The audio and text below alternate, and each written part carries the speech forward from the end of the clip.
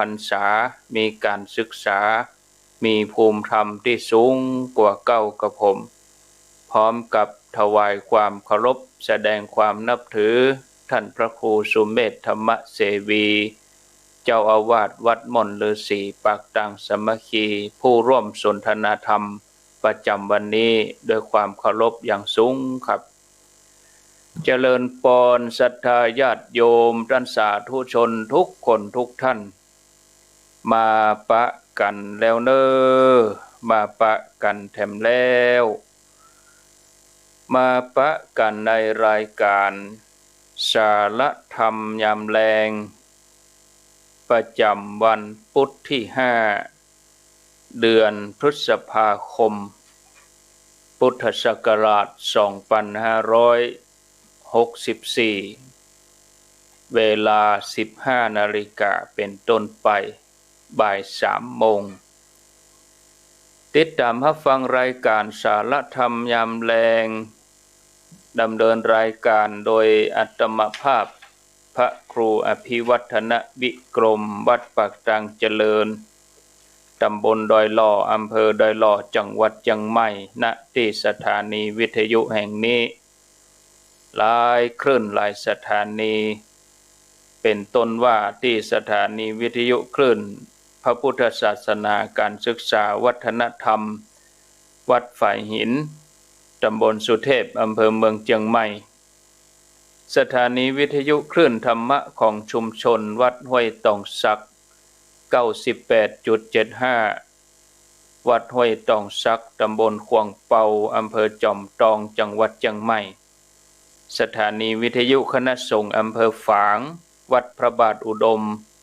นำบ่อสาวาสำนักวิปัสสนา FM 100.25 มนต์เสียงธรรมวัดบุพารามอำเภอแม่แจ่ม 106.25 วิทยุชุมชนคนนาน้อยอำเภอนาน้อยจังหวัดน่าน 91.50 แล้วก็ที่บ้านทุ่งเรดิโอบ้านทุ่งเรดิโอ FM 89.50 บ้านป่าสักอำเภอสันปะตองจังหวัดเชียงใหม่มาพบกับญาติโยมท่านผู้ฟังทุกท่านเป็นประจำทุกวันพุธรายการสารธรรมยามแลงเดือนไหนก็มาปะกันอยู่4วันบางเดือนก็5วันติดไหนก็มาปะกัน1วันสัปดาห์ละ1วันในรายการสารธรรมยามแลงเป็นรายการสนทนาปูจาตอบปัญหาเพื่อส่งธรรมะไปถึงศรัทธาญาติโยมท่านทั้งหลายที่เปิดเครื่องรับฟังอยู่ทางบ้านอย่างน้อยก็เป็นกำลังใจให้กับญาติโยมในยามที่ประสบกับโรคภัยไข้เจ็บภาวะเศรษฐกิจภาวะหลายสิ่งหลายอย่างที่เข้ามาในชีวิตบางท่านบางคนก็ไม่ได้ไปที่ไหนอยู่แต่บ้านก็ได้อาศัยวิทยุนี่เป็นกู้โดยเฉพาะผู้สูงอายุคนเฒ่าคนแก่ไม่ได้ไปที่ไหนตั้งใดแม้กระทั่งจะไปวัดก็ต้องระมัดระวังต้องลำบากฟังเทศน์ฟังธรรมก็อาศัยวิทยุนี่เป็นกู้ครูบาอาจารย์ก็สลับสับเปลี่ยนกันมาพบปะศรัทธาญาติโยมบ่ว่าจะเป็นช่วงเช้าสายบ่ายค่ำจนถึงฮอดเมื่อคืนญาติโยมก็มีโอกาสได้ติดตามรับฟังกันมาปะกันในบรรยากาศที่ครึ้มฟ้าครึ้มฝนนะศรัทธาญาติโยมครึมทางใต้นี้มืดครึ้มมาถ้าว่ามีเหตุการณ์ปุ๊บปั๊บไฟฟ้าดับกาอินเทอร์เน็ตหลุดกาอันนี้ถ้าดับฉุกเฉินไปก็แสดงว่าเป็นเหตุสุดวิสัยเนอะศรัทธาญาติโยมสถานีวิทยุเนี่ยมันเป็นไฟฟ้าเนาะฝนนี่มันมากับน้ำไม่ใช่น้ำอย่างเดียวมันเอาไฟมาด้วยคือฟ้าเวลาฟ้าขลึ่งนี่มันก็อันตรายฉะนั้นบางสถานีเพิ่นก็จะต้องปลอดภัยไว้ก่อนลงเครื่องก่อนลงคันปิดบางที่บางแห่งก็ เสาไฟฟ้าหักสายไฟฟ้าปุ๊ดสายอินเทอร์เน็ตไปฝากไว้กับเสาไฟฟ้าเนี่ยคนเฒ่าคนแก่บางคนเพิ่นบ่ได้ยินเพิ่นก็กังวลสถานีดับไปนี่โอ้เป็นระวุ่นระวือเราต้องเข้าใจว่าระบบอินเทอร์เน็ตนี่มาทางสายแล้วก็สายอินเทอร์เน็ตนี่เพิ่นเอาไปฝากไว้กับเสาไฟฟ้าฝนมาลมหลวงมาบางทีก็เสาไฟฟ้ากูดไปโก่นไปสายไฟปุ๊ดสายอินเทอร์เน็ตปุ๊ดเนี่ยกลัวที่บริษัทเพิ่นจะมาแก้ไขกับวัน2 วันจะเตื้อเสาไฟฟ้าอยู่ยังเก่ากิ่งไม้หักเข้าใส่ปุ๊ดไปเหียมันปุ๊ดตัดนั่น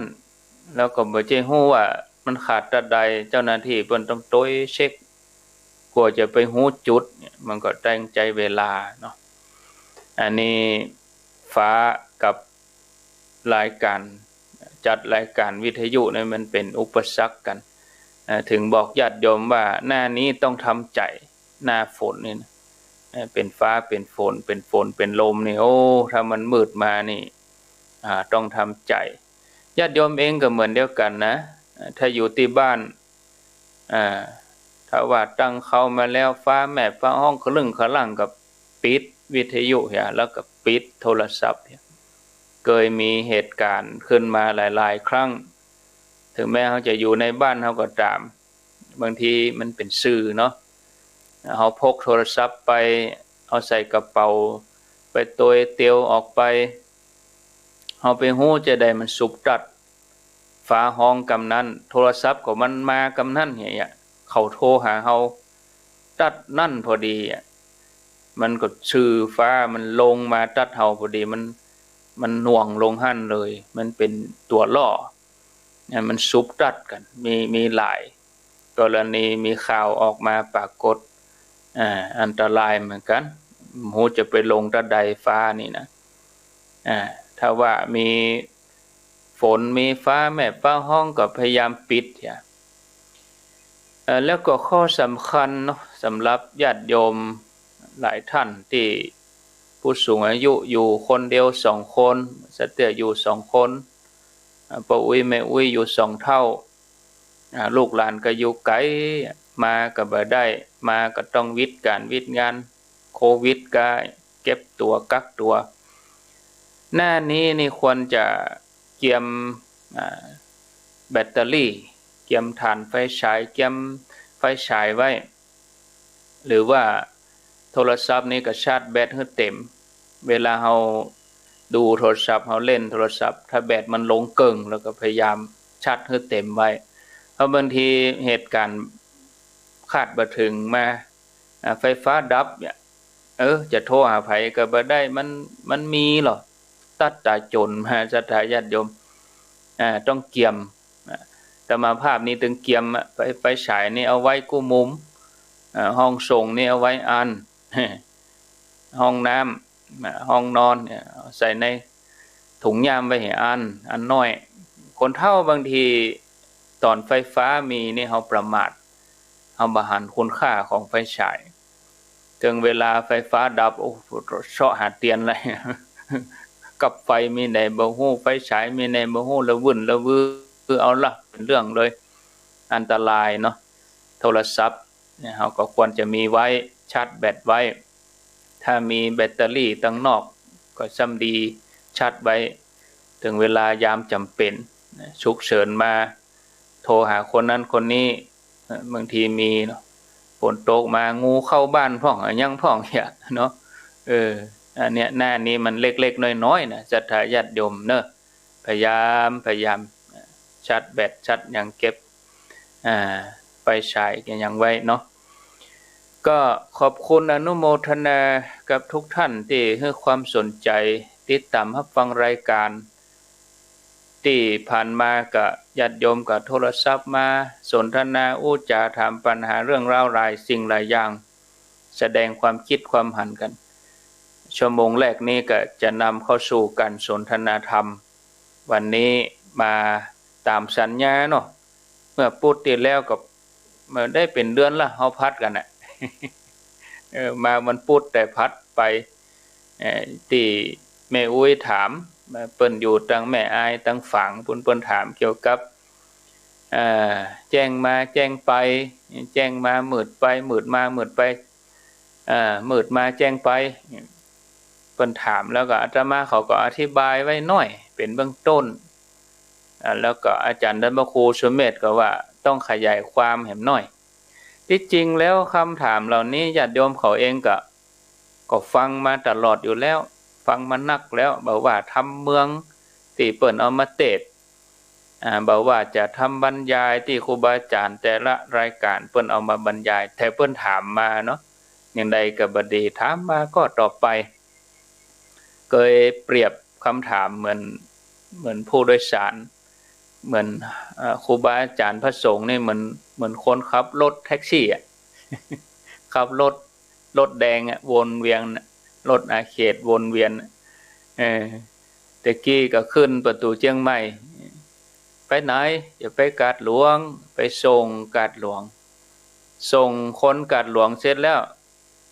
ไปแหมน้อยคนกาดหลวงโบกแหมไปไหนไปประตูเชียงใหม่เนี่ยก็กล้าหาไปมานี่เราจะตอบอย่างนี้ก็บ่ได้เราต้องไปส่งเพิ่นส่งลงประตูเชียงใหม่แหมลงประตูเชียงใหม่ขับรถวนไปคือเมืองตั้งนอกเข้าจันในคนเกิดรถที่ประตูเชียงใหม่ไปไหนไปลงกัดต้นลำไย ไปส่งแหม ต้องอันนั้นเนาะเพื่อเบิ่งให้เป็นการเสียเวลาเนาะตั้งบนก็ฮี่ขลึ่งเหมือนกันนะแต่ญาติโยมเนอะถ้าบ่จบนะ อันนี้อู้ไว้ก่อนถ้าอู้บ่จบก็เอาไว้ปุดหน้าเพราะว่าตอนนี้สภาพมืดขนาดละตั้งนอกนี้มืดขนาดแต่กี้ท่านพระครูสมเด็จธรรมเสวีเพิ่นมายังแดดอยู่นะเดี๋ยวมันบวยขนาดแหละบัดถึงเกินชั่วโมงมืดขนาดตั้งใต้นี้มืดขนาดจะมาไปพอตะกี้เดี๋ยวนี้ในกุฏินี้มืดหมดละมืดครึ้มหมดละเอาครับนิมนต์อาจารย์ท่านพระครูได้โอจาปปะศรัทธาญาติโยมเป็นเบื้องต้นก่อนครับขอนิมนต์ครับขอนอบน้อมเอาคุณแก้ว3ประการมาเป็นที่จังที่เปิงที่ระลึกกราบคารวะครูบาอาจารย์ทุกรูปที่ได้ฟังตามสถานีวิทยุที่ท่านอาจารย์ท่านพระครูอภิวัฒนวิกรมเจ้าของรายการเชื่อมต่อสัญญาณสวัสดีท่านอาจารย์ท่านพระครูอภิวัฒนวิกรมเจ้าของรายการเจริญพรคณะศรัทธาญาติโยมทุกๆคน วันนี้วันพุธเนาะปะกันแหมแล้ว7 วันก็มาปะกันเตือนหนึ่งตามปกติก็ท่านอาจารย์จัดทุกวันอยู่แล้วล่ะรายการของท่านอาจารย์มีตั้งแต่วันจันทร์ถึงวันศุกร์แบ่งกันกับท่านอาจารย์ท่านสมุชัยวัฒน์ท่านอาจารย์3 วันท่านอาจารย์สมุชัยวัฒน์4 วันเปลี่ยนกันแต่ว่ากระผมอาตมามาร่วมกับท่านอาจารย์เนี่ยสัปดาห์หนึ่ง7 วันก็มาครั้งหนึ่งทุกวันพุธแต่ก่อนก็อาจารย์ก็มอบมันแรงเหมือนกันเมื่อคืนแบบมันเกินกำลังไปเนาะแบ่งกันทีมงานท่านอาจารย์มีหลายถ้าอาจารย์จะจัดไปก็ตามใจเนาะ7 วันปะกัน2 ชั่วโมงนี่ก็พอดีละถ้าตามภาษาเจ้าบ้านก็พอหอมปากหอมคอกันแล้วเนี่ยก็สมัยโบราณจริงๆจะได้เรียนธรรมะนี่ยากนะต้องไปบวชเข้าไปอยู่ในวัดในวาไปต่อหนังสือกับครูบาอาจารย์สื่อมันแบบอำนวยความสะดวกเหมือนสมัยนี้ต้องเป็นน้อยเป็นนานก่อนจะได้เรียนธรรมะจะได้ฟังธรรมะกันโดยตรงแต่สมัยนี้อาศัยเทคโนโลยีสมัยใหม่เนาะต้องสื่ออย่างมันสื่อได้2 ทางเลยมีทั้งผู้ส่งผู้รับเนี่ยสมัยก่อนวิทยุอย่างการโทรทัศน์ส่งสื่ออย่างเดียวหนังสือพิมพ์อย่างมันทันสมัยไปติดๆยิ่งสมัยพุทธกาลนะพระองค์บอกให้เขียนหนังสือนะตอนนั้นนะพระองค์ท่องเอา สมัยนั้นมีหนังสือก็มีเหมือนกันแต่ว่าถ้าธรรมของพระองค์เนี่ยพระอานนท์เป็นคนจำหรอพระองค์อยากไปที่ไหนจำที่จะมาจดกันเป็นธรรมะจริงๆอย่างจัง200 กว่าปีว่านะสมัยพระเจ้าอโศกสังคายนาเนี่ยถึงจะเป็นลงกันเป็นลายลักษณ์อักษรถ้าตามภาษาหนังจีนว่าผ่านตาและไม่ลืมเลือนก็หมายความว่าพระองค์เตศอะไรอย่างตนละหันตาเจ้าเตศอะไรอย่างคนทั้งคนเตศคนฟังพอฟังแล้วเปิ้นจำเปิ้นมันบ่ลืมแม่มันฝังเข้าไปในจิตในใจแต่รุ่นหลังๆมาเนี่ยพออินทรีย์หรือปัญญาบารมีก็ขันติบารมีวิริยะบารมีอย่างมันย่อนลงไป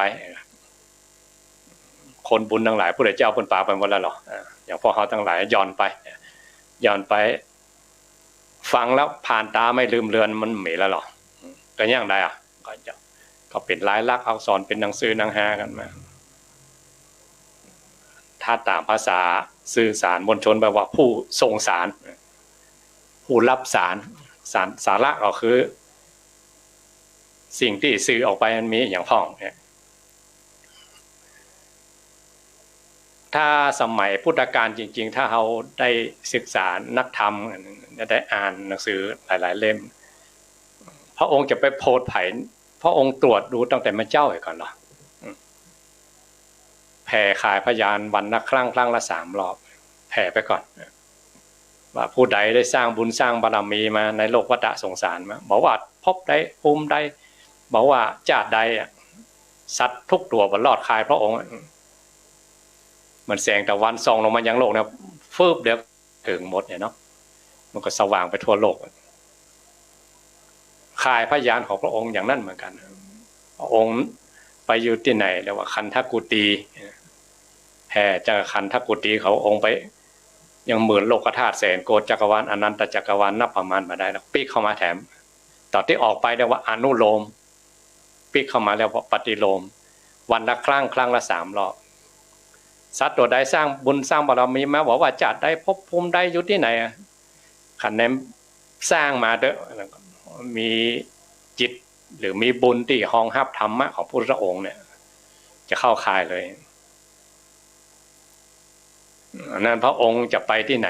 ไม่ใช่ลอยๆเนาะต้องมีเหตุมาก่อนต้องสั่งสมบุญไว้ก่อนสำหรับพวกเขาทั้งหลายเขาก่อนหูตัวเขาเนาะเขาบัดถึงขั้นที่ประเภทคิปปะพิญญาหรือพวกที่เป็นถ้าตามภาษาบ้านเขาที่พระองค์คัดได้มาเนี่ยที่พระองค์คัดไปแล้วนะคัดด้วยอย่างไม่ใช่ว่าพระองค์ลำเอียงไม่ใช่นะคัดตามที่บุญบารมีแต่ละคนสร้างสั่งสมกันมานะครับของหูตัวว่าเขาบุญน้อยอยู่ในสถานเนาะเขาบุญน้อยอย่างนั้นก็แห้งอย่างไรแห้งทำอันไหนที่เขาบอกเกิดบ่มีแต่ก็ตามรัก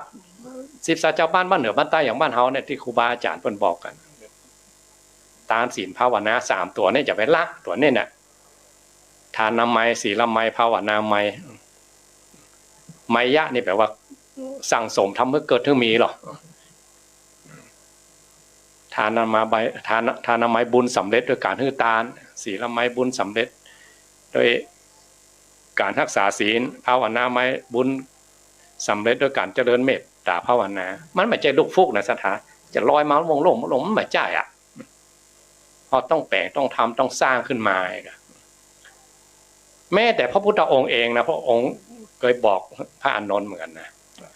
พระองค์เป็นผู้ชี้ทางมานะเพราะว่าขนาดตนบุญขนาดพระพุทธเจ้าเนาะมีฤทธิ์ปานนั่นเนี่ยพระองค์บอกว่าพระองค์ไปช่วยไผ่บาได้นะแต่พระองค์ชี้ทางเองอะชี้ทางนะคนจะเลื่อมใสคนจะหลิงโลมในกุลแก้ว3 ประการก็แต่คนที่มันลึกก็ลึกมีเหมือนกันตกมรหกกับพระพุทธองค์เยอะแยะไปไม่ใช่ว่าจะไปดีหมดนะอย่างเทวทัตนะฮะตกมรหกกับพระพุทธองค์เหมือนกันไปเป็นเซตซัดเดชฌานก็มีอย่างวัดสักการพามไปดูถูกพระมหากัจจายนะว่าคนตุยเนาะตุยอุปุกอ่ะตุเจ้านี่ยังอยู่วอกอ่ะเพราะว่าได้มาแล้ว ได้เป็นสัตว์เดรัจฉาน ไปดูถูกตนละหันตาเจ้ากันน่าขนาดเจอตนละหันตาเจ้าเจอพระพุทธเจ้าอย่างเทวตัดลงมอนหกอันนั้นคำสอนถึงแม้จะดีเลิศปันใดของพระพุทธเจ้าเนาะถ้าเขาบอกโอปันนายิโกมันก็สูญโยอะแล้วไผ่เอาคำสอนของพระพุทธเจ้ามาประพฤติปฏิบัติก็ตัวเขาเองนี่แหละคำสอนก็มีพร้อมอยู่แล้วครูบาอาจารย์ก็พร้อมอยู่แล้วบางทีเขาไปมองแง่ครูบาอาจารย์เพิ่นว่าจะได้สำเร็จธรรมอย่างหรอคนตาบอดอยู่คนตาบอดไม่ไปกันได้วะอย่างกันว่ามีตัวอย่างในสถานอย่างพระตุสะโพธิละเนี่ยเพิ่นก็บ่ได้อย่างน่ะแต่เพิ่นห้ามเรียนพระไตรปิฎกของพระพุทธเจ้ามาจบ6พระองค์มาเนี่ยเจอพระพุทธเจ้ามา6พระองค์ในอดีตพอเจอพระพุทธเจ้าตัวนั้นท่องได้หมดจำได้หมดพระไตรปิฎกของพระพุทธเจ้าตัวนั้นจนมาถึงพระพุทธเจ้าเขาก็เทียนจบหมดเลยพระองค์จะสอนอย่างจำหมดเลยหมดเลยแจมแจ้งหมดแล้วแต่ไม่ได้สำเร็จธรรมจนพระองค์บอกว่าตุสะโพธิละท่านใบลานเปล่าแต่อัจฉริยะของท่านใบลานเปล่าคืออย่างคือท่านสอนลูกศิษย์ได้เป็นตัวละหันตาหมดทั้งที่ท่านมาได้นะถ้าเราได้ดูได้ฟังประวัติของอสิติมหาสาวกอสิติมหาสาวกหรือตัวละหันตาเจ้าทั้งหลายอย่างผู้อัครสาวกเนี่ยพระมหาสารีบุตรเจ้าก็ดีพระมหาโมคคัลลานะเถระเจ้าก็ดีท่านเหล่านี้ท่านมีอภิญญาท่านมีปฏิสัมภิทาญาณท่านพอปุ๊บจะมีนิสัยอย่างใดพ่องไผ่มีบุญบารมีร่วมกับท่านพ่องท่านสอนบอกแรกท่านตัวละหันตาเจ้าระดับขุนพลของพระพุทธองค์เนาะแต่ว่าพระตุสะโพธิละบัดได้คุณธรรมอย่างนะแต่ว่าเพิ่นเชี่ยวชาญในเรื่องปริยัติธรรมเชี่ยวชาญในเรื่องคำสอนของพระพุทธเจ้าเพิ่นก็สามารถจะปาลูกศิษย์ให้ได้เป็นตัวละหันตาเจ้าเนาะอันนั้นคำสอนต่างๆที่ครูบาอาจารย์มาเล่าก็ดีมาบอกก็ดีมาเตะก็ดีก็เป็นกรรมของครูบาอาจารย์รุ่นต่อรุ่นที่เพิ่นได้รจนาเพิ่นจำสืบรุ่นกันมาเดิมทีก็ของพระพุทธเจ้าแล้วแต่ครูบาอาจารย์ตนใดจะแตกฉานได้มากน้อยเพียงใดยังนึกถึงแม่ที่อยู่เชิงดอยสุเทพผู้เรื่องมงคลละสูตรอย่างพ่อเขาทั้งหลายเขาอ่านก็มันกระด้างแต่มันขยายความแต่ว่าหลวงพ่อพระสิริมังคลาจารย์ที่แต่งมังคละทีปณีเอาเปิ้นอ่านแล้วเปิ้นสามารถแต่งขึ้นมาได้เป็นเล่มๆท่านมหาทั้งหลายท่านมหาปรริญญา4เปิ้นจะเขียนกันเคยได้อู้กับท่านอาจารย์ท่านพระครูอภิวัฒนวิกรมเหมือนกันมีพระมหาเถระเจ้าตนหนึ่งชื่อพระสุเหตุมันตะเถระอยู่ในเถระคาถาท่านพอได้สำเร็จธรรมของพระองค์เนี่ยก็ได้บรรลือสีหนาฏมาอู้เต็มปากเต็มคำอู้เป็นมรดกธรรมของท่านก่อนที่จะนิพพานเนี่ยเนาะท่านก็อู้เปล่งวาจาแบบราชสีคำรามมันนะบรรลือสีหนาฏว่าธรรมะของพระองค์ภาษิตหนึ่งข้อหนึ่งเนี่ยมีเนื้อความตั้งร้อยความหมายตั้งร้อยคนโง่สาธุไปใจว่าอันว่ากันเนาะหูภาษิตของพระองค์ข้อหนึ่งที่มีความหมายตั้งร้อยเนื้อความตั้งร้อยได้ข้อเดียวน่ะแต่สำหรับผู้ฉลาดหูความหมายภาษิตของพระองค์หนึ่งข้อที่มีความหมายตั้งร้อยเนื้อความตั้งร้อยได้ตั้งร้อยอย่างมันอันนี้ระดับธรรมะธรรมดานะว่าได้แตกไปถึงร้อยนัยยะสหัสนัยปันนัยยะแต่ถ้าถึงขั้นครับอย่างตนละหันตาเจ้าที่สำเร็จปฏิสัมภิทาญาณพระองค์มาเฮือได้ประมาณไปเป็นอาจินไตยแล้วท่านเหล่านั้นเรียกว่าอนันตนัยแตกธรรมะของพระพุทธเจ้านับนัยยะบัดทวนว่ามีกี่แง่กี่มุมว่าไปก็แตกไปติ๊กๆมันนั้นพอเขาทั้งหลายครับทั้งคนอู้คนฟังเนาะเขาก็ถ้าคนอู้ก็อู้ตามภูมิที่ได้ห้ามได้เฮียนมาได้เฮียนจะแตกไปกี่นัยยะก็ตามที่เฮียนมาเขายังมาถึงธรรมของพระองค์จริงๆเนาะก็เอาตามตำราว่าตามครูบาอาจารย์ว่า เปิ้นสอนเปิ้นมีแบบอย่างนี้มาเนอะเปิ้นมีแผนอย่างนี้มาเนอะตั้งแบบตั้งแผนอย่างนี้นะเวลาห้อยอู้จะจาไปอย่าถามเนาะอู้ไปแนวนี้นะมาสอนตัวเก่าไปตัวนั่นอันนี้ส่งธรรมเองเหมือนกันอันนี้ส่งธรรมกัดเถอะเขาอู้อย่างใดน้อมเข้ามาใส่ตัวเก่าด้วยอันนี้ส่งธรรมจะเกิดคนแสดงธรรมหรือคนฮื้อธรรมเป็นทานอันนี้ส่งจะพลิกมาฮื้อตัวเก่าว่าตัวเก่าจะได้เข้าใจธรรมที่ตัวเก่าอู้นั่นตัวบุญใหญ่ปานนั่นน่ะเนาะมันคณะสัทธาทั้งหลายฮื้อตานบ้านเรามีผลตานกับพลิกมาทำฮื้อมาที่มากล้าขึ้นบ่ฝืดเครื่องเรื่องสติปัญญาเรื่องความมันเรื่องกล้าเรื่องขายเขาว่ากันไปแต่ว่าบุญน่ะบุญจะจ่วยให้มากล้าขึ้นกรรมหลวงพ่อจำเรียนเพิ่นออกภาษาใต้ๆอย่างนั้นนะซื้อก็ง่ายขายก็คล่องหลวงพ่อมาบุญกรรมบุญจูบุญรักษานี่ธรรมะเหมือนกันเขาจะแตกไปได้กี่แง่กี่มุมฟังครูบาอาจารย์มาแล้วแต่บุญเขาเหมือนกันนะเขาสั่งสมมาขนาดไหนบางคนเบาหวางสูงอย่างนั้นขอปัจจุบันได้นะให้มากล้าขึ้นบัดยากบัดจนยิ่งยุคนี้มันยุคเศรษฐกิจขืดเครื่องโรคระบาดเนี่ยก็ระบาดไปทั่วบ้านทั่วเมืองโรงแรมกับร้านอาหารกับสายการบินอย่างต่างๆโอ้น่าดูคนตรงงานกันเป็นมันใช่ว่าลักหมื่นลักแสนเป็นล้านคนทั่วโลกนึกว่างานตัวเก่ามั่นคงเลยแต่ถ้ามีบุญกล้ามบุญจูมันมีห้อมที่จะได้อยู่ไงบุญจะจัดสรรเถอะถ้าตามภาษาบ้านเฮาพุทธเจ้าเพิ่นหมันละลูกละหลานเพิ่นอนุภาพของพระองค์แผ่ไว้อัปปมาโนพุทโธทำให้ถึงแม่บะเหลือเฟือก็ยังอยู่ได้อยู่นะคนโบราณเพิ่นถึงว่าบุญกล้ามบุญจูบุญรักษาให้มากล้าขึ้นถ้ามีบุญกล้ามบุญจูว่าเหมือนดอกฟังโยดอะผมพังอันนั้นก็รู้ผีซ้ำดำพลอยไปทีเดียวกันน่ะยับไหนมาได้ไหนอันนี้ระดับเบื้องต้นว่าอันนี้ส่งธรรมของพระองค์จ่วยให้ได้ประโยชน์ในปัจจุบันเดี๋ยวคนเฒ่าคนแก่เขาปัจจุบันนี่เขาทำกันมานักละพอละ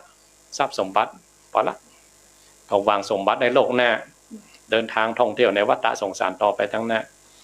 ได้ไปสุขติสุแปลว่าดีงามง่ายคติแปลว่าที่ไปอย่างดีไปอย่างงามไปอย่างง่ายไปสู่ที่ภพภูมิที่ดีๆยิ่งขึ้นไปสูงสุดบนก็บ่ต้องปีกมาแล้วฟังธรรมของพระพุทธเจ้าอยู่บนสวรรค์ชั้นฟ้าบนคะแนนเขามีบุญเพียงพอเนี่ยอยู่ซอกไหนมุมไหนของโลกของจักรวาลของภพภูมิใดพระองค์หันหมดอะพระองค์ไปจูติเลยเนาะขนาดนั้นนะสถาแต่ที่พระองค์บอกไปโพดบอกไปอย่างเขาเพราะว่าเขามีบุญรองรับอย่างใดก็ได้แล้วก็สูงสุดถึงกับขั้นโดยพระพุทธเจ้าไปได้เลยยิ่งใหญ่ปานนั่นนะสถาอย่างที่อู้กันพูดแล้วว่ากรรมสอนของพระองค์ที่สอนมานะบักเกินภูมิพวกเขาทั้งหลายในสถานนะพระองค์สอนแต่ละกรรมของพระองค์สัตว์โลกทั้งหลายสามารถจะหู้โดยพระองค์ใดความมหัศจรรย์หรือปาฏิหาริย์นักเรียนนักธรรมไปอย่างหู้ละปาฏิหาริย์ธรรมของพระองค์คือพระองค์สอนอย่างใดสามารถจะหู้ธรรมโดยพระองค์ใดเพราะทำแต่ละกรรมที่พระองค์บ่มบารมีมานะองค์สร้างยาวนานมากๆเลยจนนับพบนับชาติประท้วนะมันจะอยู่เปล่าๆนะอยู่แบบสร้างบารมีถึงซ้าวอสงไขยพุทธภูมิถึงจะเต็มเนาะก็อย่าได้แต่ละกรรมมาอย่างพวกเขาทั้งหลายถ้าเขาเรียนหนังสือเนาะอนุบาล1อนุบาล2ประถมมัธยมมหาวิทยาลัยถ้าเรียนตามขั้นตอนเรียนตามลำดับชั้นไปก็ได้งานละหรือคนบ่เรียนอย่างนั้นก็เรียนกศนหรือเรียนจากพ่อจากแม่มาพ่อแม่ทำมาค้าขายช่างไปอย่างนั้นก็เป็นช่างก็โดยพ่อโดยแม่โดยบรรพบุรุษไปก็ต้องมีครูมีแบบก็มันต้องเรียนกันหลายปีแล้วก็สามารถที่ทำมาหากินที่มากล้าขึ้นกันได้แล้วงานก็สำเร็จเรียกชีพเดี๋ยวก็ได้งานเรียกว่าสำเร็จแล้วแต่งานของพระพุทธเจ้าไม่ใช่อย่างนั้นนะงานที่ยาวนานที่สุดงานที่ยากที่สุดมีสัตวโลกตัวได้ที่จะทำได้นะนอกจากองค์สมเด็จพระสัมมาสัมพุทธเจ้าเท่านั้นบ่มบารมีพุทธภูมิ ถ้าเป็นอาหารก็เอาอาหารใส่ภาชนะมาวางต่อหน้าพวกเขาทั้งหลายเนี่ยเขาจะกินก็เอกาเนาะยิบใส่ปากก็ได้ละอย่างมันต้องไปแปลงมันต้องไปสร้างอย่างพระพุทธองค์นะน้อมคำสอนของพระองค์มาประพฤติปฏิบัติมาเป็นที่จังที่เปิงทั้งโลกนี่เลยโลกหน้าด้วยประโยชน์อย่างยิ่งคือได้ตัวผู้ใดเจ้าไว้ตัวยิ่งวิกฤตเป็นโอกาสเนี่ยอย่างบัดเดียวเนี่ยอยู่บ้านเขาเปิดมาคือไปยาการยางานว่างการก็ได้เอาหนังสือมาอ่านก็ฟังเทปก็ฟังวิทยุศึกษาอย่างที่มันเป็นที่เปิงที่แต่ก่อนมาเขาบอกสนใจเนาะเราเสาะหาที่เปิงที่ประเสริฐสูงสุดแล้วเอาไปได้ตัวนะโดยอูกับท่านอาจารย์มหามโนดยังนึกถึงเป็นได้ขออูไปอาจารย์มหามโนดอันนี้เรียกว่าปาเถยอย่างห่อเข้าเดินทางอาจารย์อูไปเมินก็อย่าเมินไปเนาะเป็นรายการสนทนานะครับอูกันเกินเป็นเบื้องต้นตัวอีกกันเนาะว่าเขาจะอูกันไปได้ตั้งได้ขอนิมนต์ท่านอาจารย์ท่านพระครูอภิวัฒนวิกรมเจ้าของรายการขอนิมนต์ท่านอาจารย์ครับสาธุศรัทธาญาติโยมได้ฟังเบื้องต้นการอุจจาพบปะกับศรัทธาญาติโยมโดยท่านพระครูสุเมธธรรมเสวีเป็นที่เรียบร้อยตอนนี้เวลา 15:37 นาทีก็จะได้นำเข้าสู่กันสนทนาธรรมกันรายการที่จบไปก่อนหน้าแต่กี้ก็ของหลวงพ่อพระครูประภัสชัยคุณหรือว่าท่านอาจารย์นิเวศวัดป่าเศร้าน้อยเนาะวัดชัยสถานอาตมาก็ฟังรายการเพิ่นเหมือนกันเพิ่นก็เคยอู้เรื่องหัวข้อที่อาตมาเขาจะอู้ในวันนี้เหมือนกันแต่ยังได้ก็ดีจะได้นำเอามาเล่าสู่ศรัทธาญาติโยมแถมครั้งหนึ่งเนาะในเรื่องของบุคคล4จำพวกอันนี้ปรากฏในสูตรหนึ่งชื่อว่าตมสูตรว่าด้วยบุคคล4จำพวกปรากฏอยู่ในโลกนี้พระพุทธเจ้าเพิ่นแจกแจงไว้อย่างนั้นก็เอาบาลีเห็นหน่อยเนาะแล้วก็จะได้กราบนิมนต์อาจารย์ท่านพระครูสุเมธธรรมเสวีได้อธิบายขยายความเพิ่มเติมเพื่อญาติโยมได้กระจ่างได้เข้าใจฟังตนนั้นตนนี้ก็จะไปเอามาเทียบกันเนาะศรัทธาญาติโยมบ่เดียวว่าตนนั้นอธิบายดีกว่าตัวนี้อธิบายดีกว่าตัวนั้นบ่ได้เนาะอันบ่ควรเฮาควรจะฟังแบบ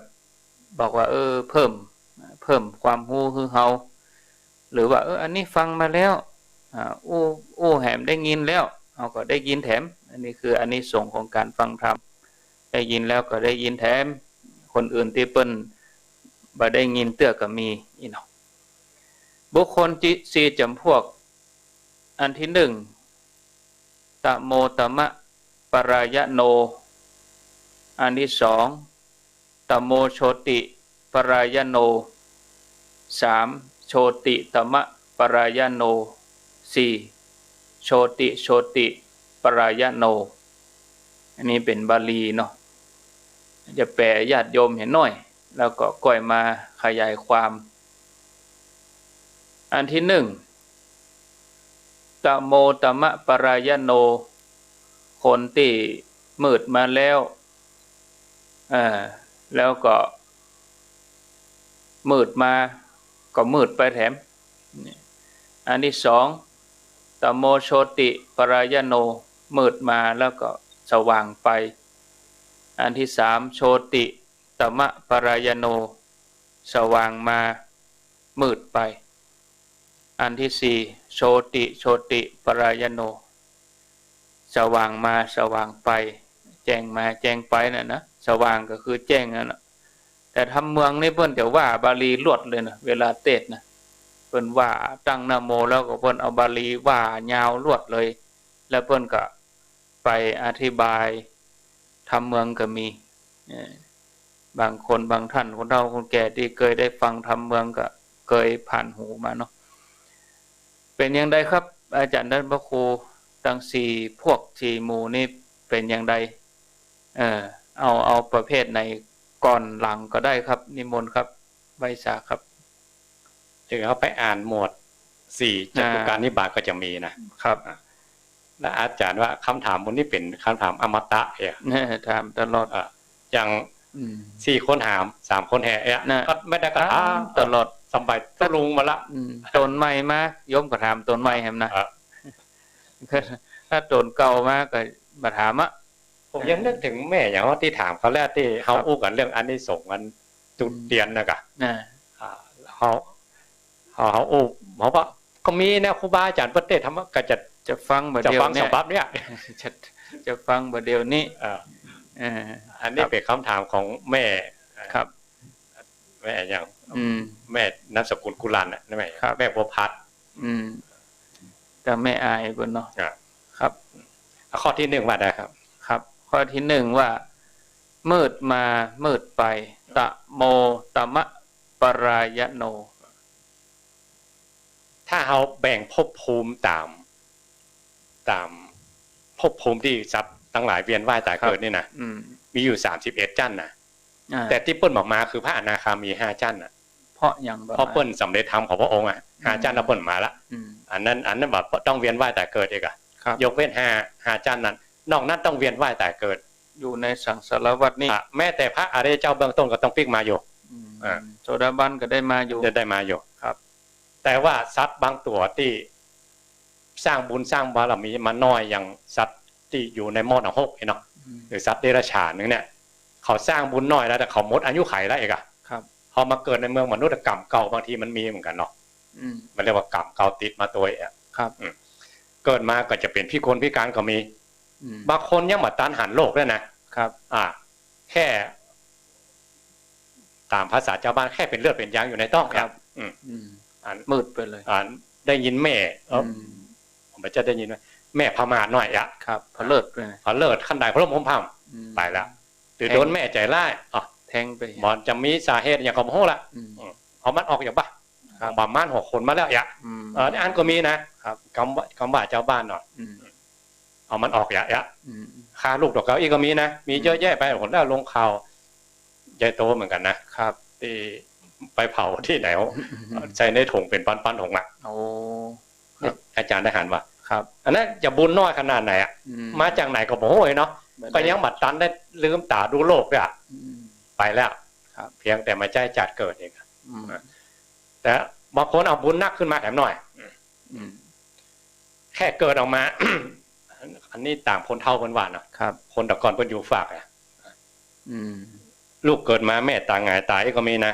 ตายท้องกลมก็มีขนาดนั้นขนาดนั้นก็มีนะครับบางคนลูกรอดแต่แม่ตายบางคนแม่รอดลูกตายก็มี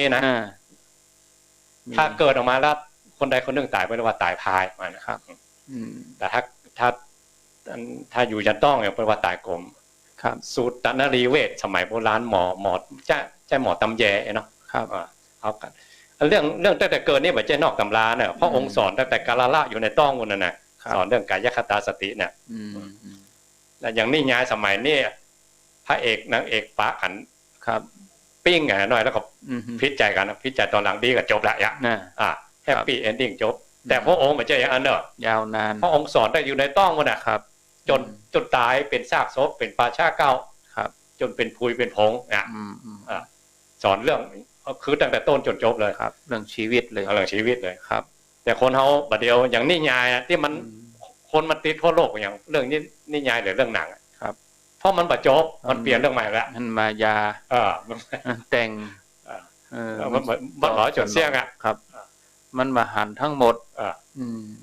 อย่างยกตัวอย่างบ้านทรายทองเลยเนาะโอ้โหสกิลรุ่นนางเอกมาได้กันนางเอกเป็นสาวอยู่ขนาดรุ่นก่อนๆนั่นก็ตายหมดแล้วหรือเท่ากันหมดแล้วเปลี่ยน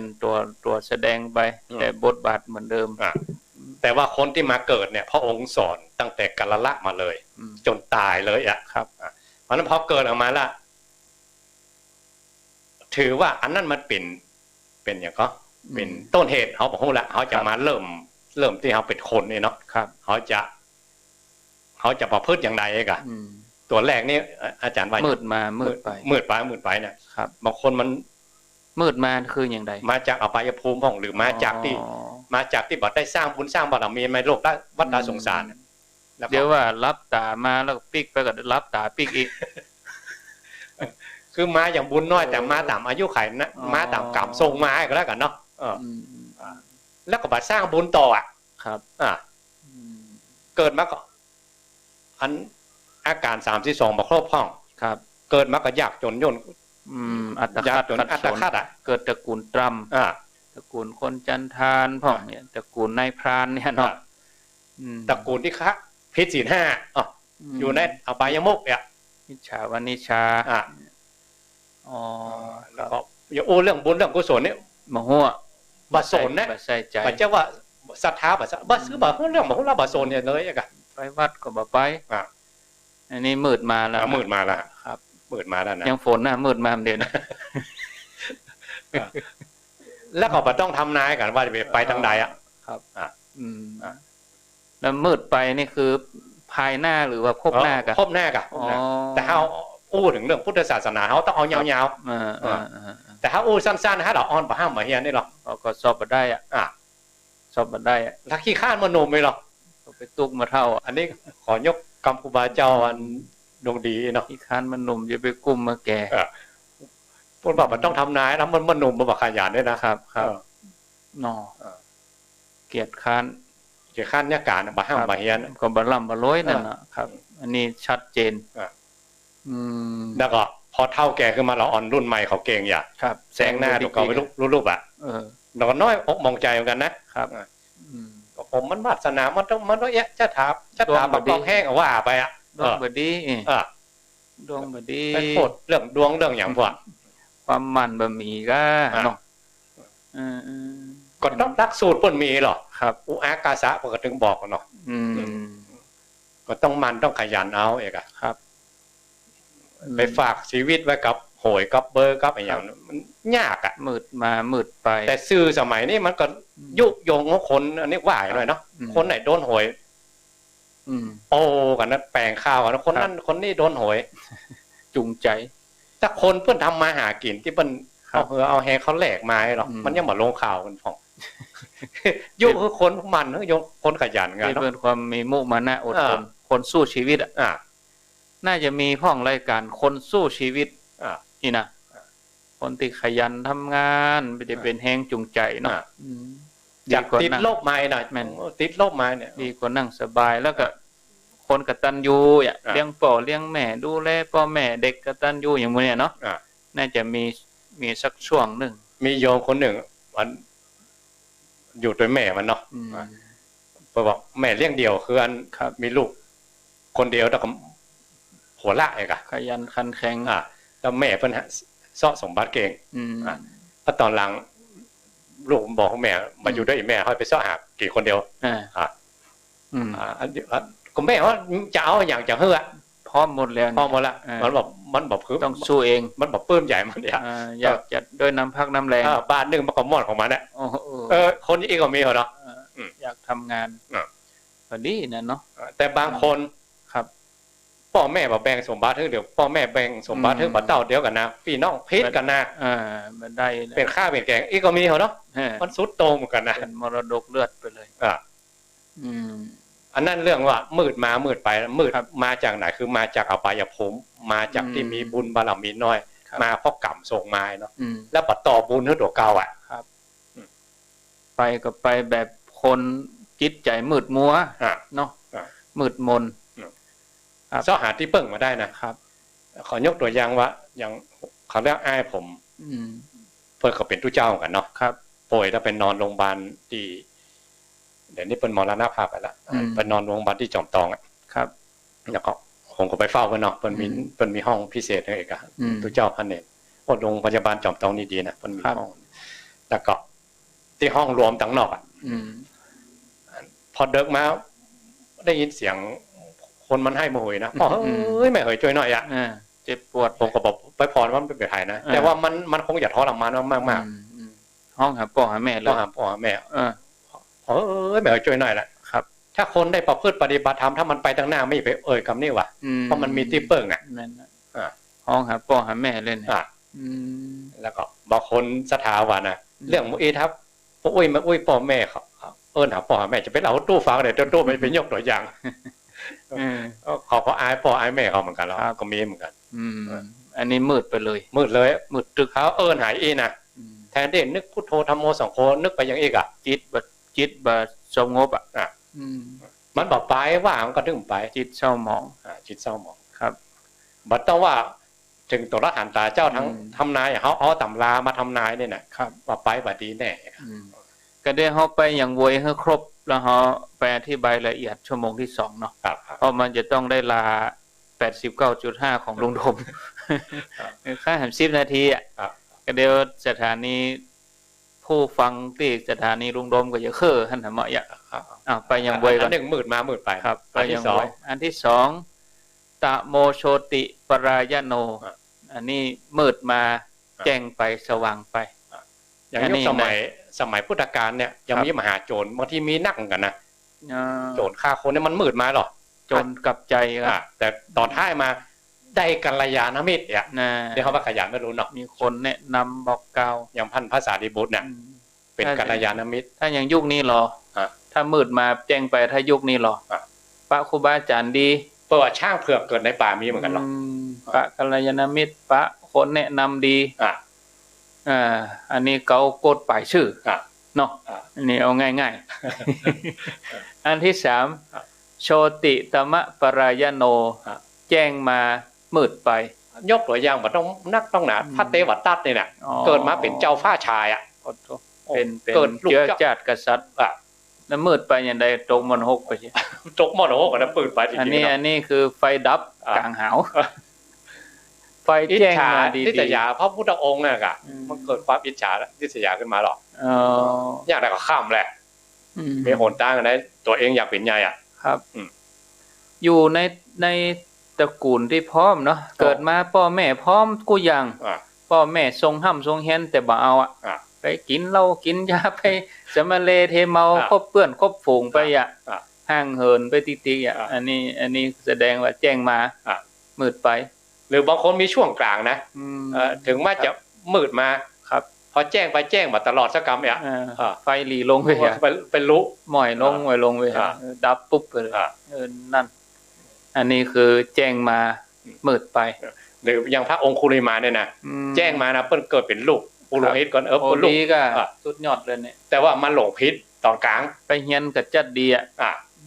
จัดกลางนี่ตัดกลางมาดีแต่ปลายดีเห็นไหมไม่อีกก็มีเหมือนกันนะ